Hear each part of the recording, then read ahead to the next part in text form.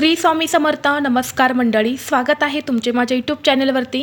आजचा दिवस तुम्हाला खूप छान सुखाचा आनंदाचा जाऊ हीच मी स्वामींच्या चरणी प्रार्थना करते आणि आज या नवीन व्हिडिओला सुरुवात करते.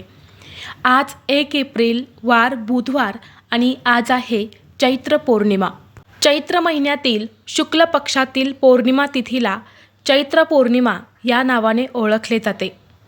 ही चैत्र पौर्णिमा हिंदू मराठी नववर्षातील पहिलीच पौर्णिमा तिथी आहे. यासोबतच या पौर्णिमेला हनुमान जयंतीसुद्धा साजरी केली जाते.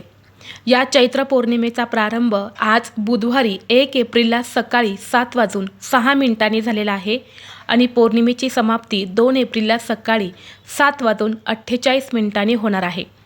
पौर्णिमा तिथी जी आहे तर ती आपल्याला आज 1 एप्रिलला साजरी करायची आहेत आणि जी हनुमान जयंती असणार आहे तर ती उद्या 2 एप्रिल रोजी आपण साजरी करणार आहे. या चैत्र पौर्णिमेच्या दिवशीच भगवान हनुमानांचा जन्म झाला, म्हणून या दिवशी आपण त्यांचा जन्म उत्सव जो आहे तर तो सुद्धा साजरा करत असतो. या चैत्र पौर्णिमेच्या दिवशी सूर्योदयापूर्वीच हनुमानांचा जन्म झाला, म्हणून हा दिवस त्यांना समर्पित केला गेला आहे. पौर्णिमेचा दिवस हा भगवान श्रीहरी विष्णू आणि देवी लक्ष्मीच्या उपासनेसाठी अत्यंत महत्त्वाचा आणि शुभ मानला जातो. प्रत्येक महिन्याला पौर्णिमा तिथी येते आणि प्रत्येक पौर्णिमेचं महत्त्व हे सुद्धा वेगवेगळं असतं.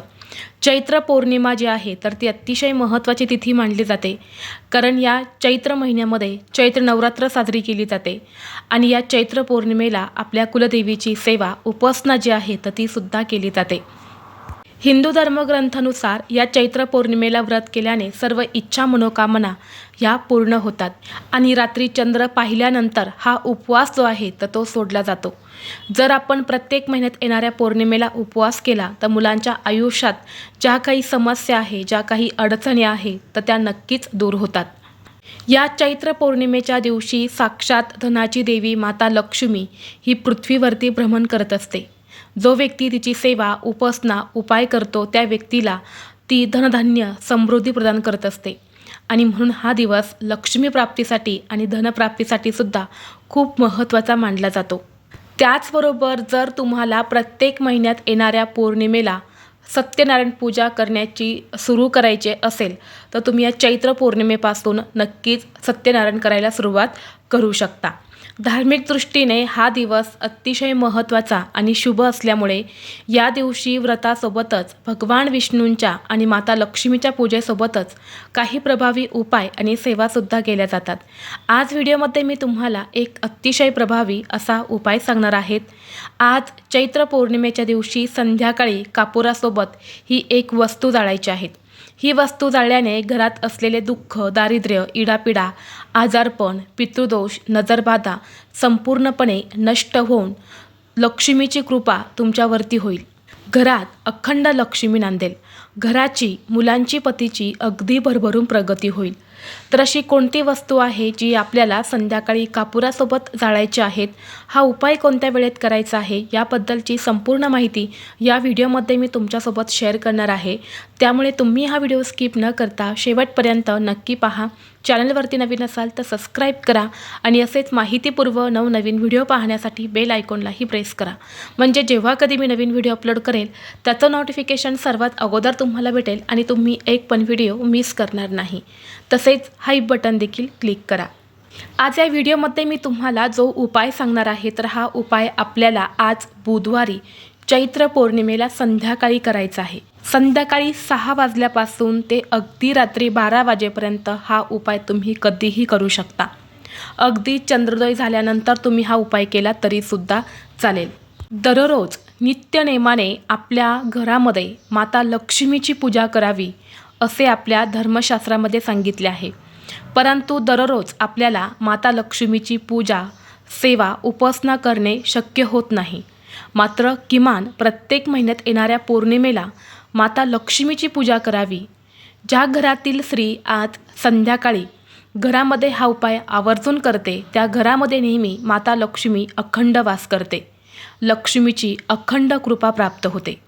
कारण आपल्याला सर्वांनाच माहीत आहे की पौर्णिमा तिथी ही माता लक्ष्मीला समर्पित असल्यामुळे धनप्राप्तीसाठी आणि लक्ष्मी प्राप्तीसाठी हा दिवस खूप महत्त्वाचा मानला जातो. आणि म्हणून जर तुमच्या घराची भरभराट होत नसेल, घरामध्ये पैसा टिकत नसेल, सतत पैशांच्या आर्थिक अडचणी येत असतील किंवा कष्ट आणि मेहनत करूनही तुमच्या कष्टाला आणि मेहनतीला यश मिळत नाही. बऱ्याच वेळा आपण फक्त काबाड कष्ट करत असतो, परंतु आपल्या कष्टाला योग्य मोबदला मिळत नाही. आपल्या कष्टाचं फळ जे आहे तर ते आपल्याला मिळत नाही आणि म्हणून आपल्या कष्टाला आणि मेहनतीला नशिबाची साथ मिळावी यासाठी हा जो उपाय आहे तर हा खूप जास्त प्रभावी मानला जातो. तसेच हा उपाय केल्याने घरातील कटकटी, भांडणे, नजरबाधा, पितृदोष हा देखील दूर होतो.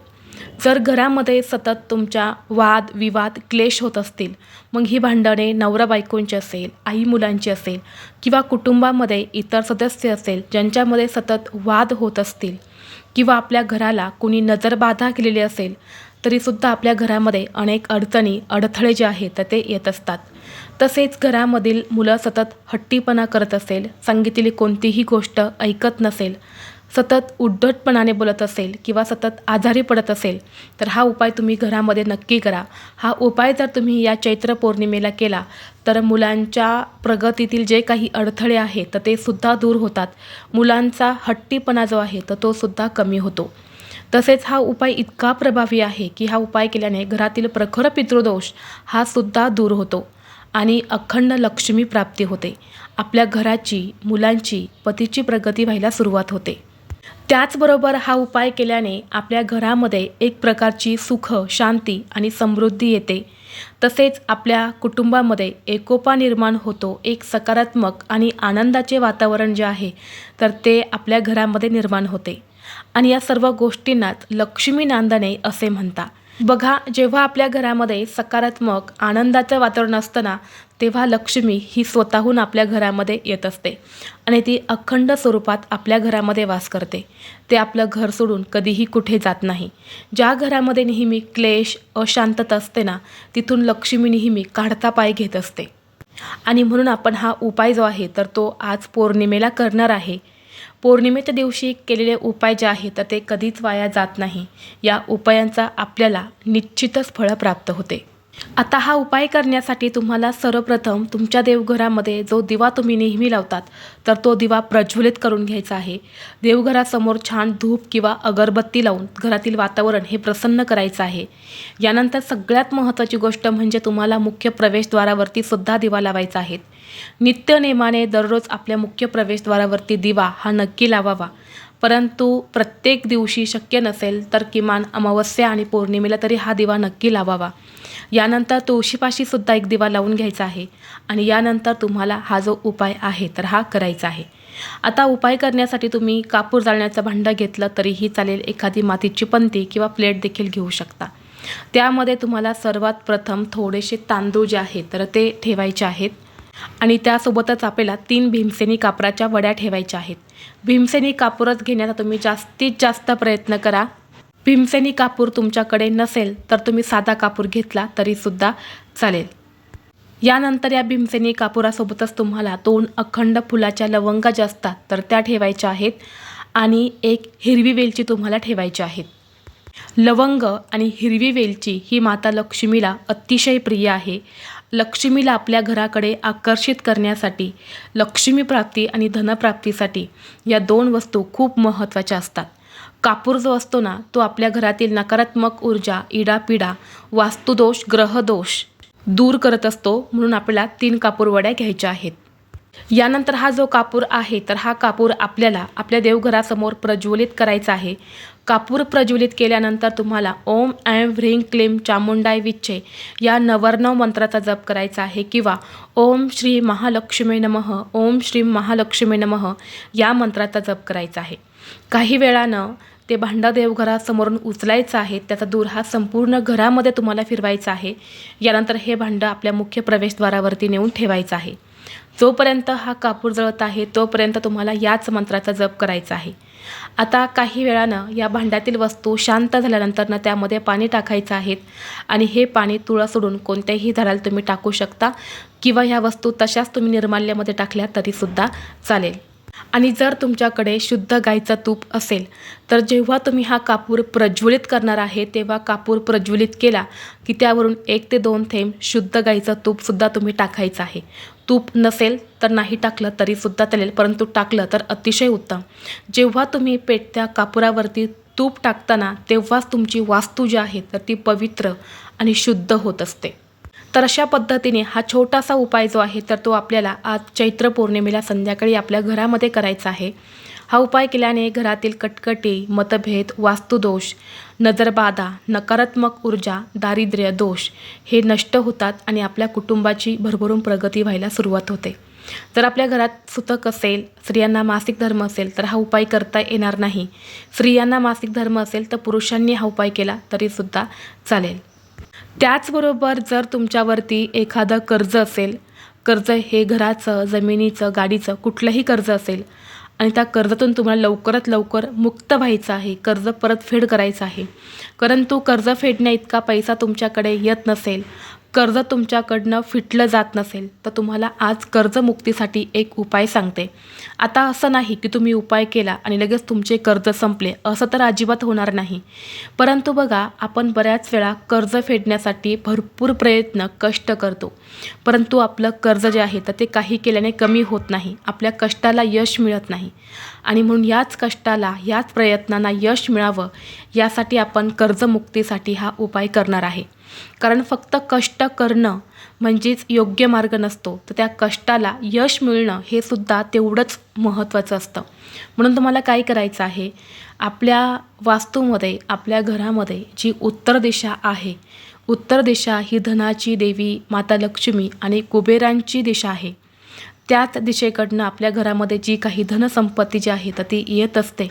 आणि म्हणून त्या उत्तर दिशेला तुम्हाला एक शुद्ध गाईच्या तुपाचा दिवा लावायचा आहे आणि तिथेच उत्तरेकडे तोंड करून तुम्हाला बसायचं आहे. बसताना आसन घेऊन बसा आणि जेव्हा दिवा लावणार आहे तेव्हा दिवासुद्धा जमिनीवरती ठेवू नका, तांदळावरती किंवा एखाद्या प्लेटमध्ये तुम्ही हा दिवा ठेवायचा आहे आणि तिथेच उत्तरेकडे तोंड करून तुम्हाला एक वेळा श्रीसूक्तमचं पठण करायचं आहे, 108 वेळा नवरनव मंत्राचं पठण करायचं आहे आणि एक वेळा महालक्ष्मी अष्टकमचं पठण करायचं आहे. यानंतर दोन्ही हात जोडून माता लक्ष्मीचं स्मरण करायचं आहे. तुमच्या जीवनात ज्या काही आर्थिक अडचणी आहेत तर त्या दूर होण्यासाठी मनोभावे प्रार्थना करायची आहे. आता हा दिवा कोणत्या वेळेत लावायचा, तर हा दिवा सायंकाळी 6 वाजल्यापासून ते 9:30 वाजेपर्यंतच लावण्याचा जास्तीत जास्त प्रयत्न करा. कारण ही जी वेळ असते तर ही त्यांनी सांजेची वेळ असते, आपल्या घरात लक्ष्मी येण्याची वेळ असते आणि म्हणून या वेळेमध्ये हा उपाय जर आपण केला तर तो खूप जास्त प्रभावी ठरत असतो. त्याचबरोबर जर तुमच्या घरामध्ये एखादा व्यक्ती सतत आजारी राहत असेल, सतत आजारी पडत असेल, त्या व्यक्तीला सतत दवाखाना चालू असेल, तर तुम्हाला आज काय करायचं आहे, आज चैत्र पौर्णिमा आहे तर संध्याकाळी एका भांड्यामध्ये मोहरीचं किंवा इतर कुठलाही तेल घ्यायचं आहे. त्या तेलामध्ये तुम्हाला तुमचं तोंड पाहायचं आहे, तुमचा चेहरा पाहायचा आहे आणि हे तेल तसंच तुमच्या घरामध्ये ठेवून उद्या हनुमान जयंती आहे तर उद्या सकाळी 8 वाजण्याच्या अगोदर तुम्हाला हनुमानाच्या मंदिरामध्ये जाऊन हनुमानाला ते तेल अर्पण करायचं आहे. यानंतर दोन्ही हात जोडून तुमच्या आयुष्यात ज्या काही अडचणी आहेत, जी काही दुःख आहे, जे काही आजारपण आहे तर ते दूर होण्यासाठी मनोभावे प्रार्थना करायची आहे. तर अशा पद्धतीने हा एक उपायसुद्धा तुम्ही जो आहे तर तो आज करायचा आहे. अत्यंत प्रभावी आणि सात्विक उपाय आहे. त्याचबरोबर जर चैत्र नवरात्रीमध्ये तुम्ही अजूनही कुलदेवीची ओटी भरली नसेल तर ती तुम्ही आज भरू शकता. चैत्र पौर्णिमेला सुद्धा आपल्या कुलदेवीची ओटी भरली तरीही चालते. देवघरामध्ये जर तुमच्या कुलदेवीचा टाक असेल तर त्या टाकावरती तुम्ही नवरनव मंत्राचं पठण करून कुमकुम अर्चन जे आहे तर ते आवर्जून करायचं आहे. ह्या सेवा खूप जास्त छोट्या आहेत परंतु खूप जास्त प्रभावी आहे. जर आपण या दिवशी या सेवा केल्या तर याचं खूप जास्त अधिक पटीने फळ जे आहे तर ते आपल्याला मिळत असतं. ते फळ कुठल्या मार्गाने आपल्याला मिळत असतं. आपल्या प्रयत्नांना यश मिळते, घरातील अनेक अडचणी ज्या आहेत तर त्या दूर होतात. म्हणून तुम्ही ह्या ज्या काही सेवा मी सांगितल्या ना त्या नक्की करा. यापैकी जी सेवा तुम्हाला जमेल ती सेवा तुम्ही करू शकता. जो उपाय तुम्हाला करता येईल तो उपाय तुम्हाला करायचा आहे. आता उद्या हनुमान जयंती आहे म्हणून उद्या हनुमानांची पूजासुद्धा तुम्हाला करायची आहे. उद्या सकाळी मारुतीला तुम्ही नारळ अर्पण करायचं आहे, काळे उडीद, काळे तीळ अर्पण करायचे आहे. सोबतच तुम्हाला पिंपळाच्या पानांची किंवा रुईच्या पानांची माळासुद्धा तुम्हाला अर्पण करायची आहेत.